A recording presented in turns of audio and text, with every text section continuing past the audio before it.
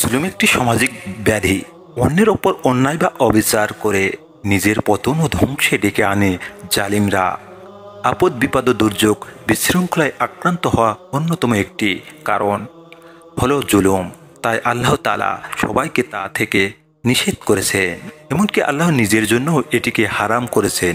রাসূলুল্লাহ সাল্লাল্লাহু আলাইহি ওয়াসাল্লাম হাদিসে কুদসিতে আল্লাহর কথা বর্ণনা করে বলেন, হে আমার বান্দা, আমি নিজের ওপরও জুলুম হারাম করেছি এবং তোমাদের জন্য তা হারাম করেছি।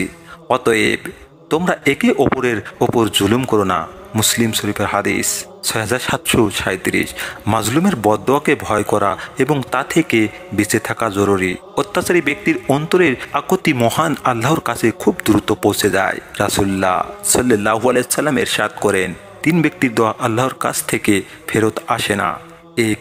ইফতারের সময় রোজাদারের দোয়া। 2. ন্যায়পরায়ণ শাসকের দোয়া। 3.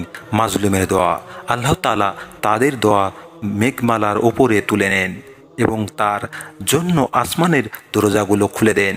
মহান রব বলেন, আমার সম্মানের শপথ, কিছুটা বিলম্ব হলেও আমি তোমাকে অবশ্যই সাহায্য করব।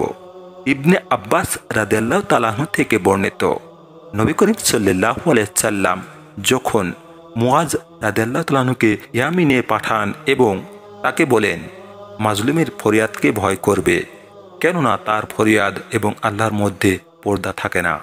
বুখারীর হাদিস 2448। কেউ কারো ওপর জুলুম করলে ইহকালেই এর শাস্তি পেতে হয়। কোনোভাবে ইহকালে পার পেয়ে গেলেও পরকাল অবশ্যই এই জুলুমের প্রতিশোধ নেওয়া হবে।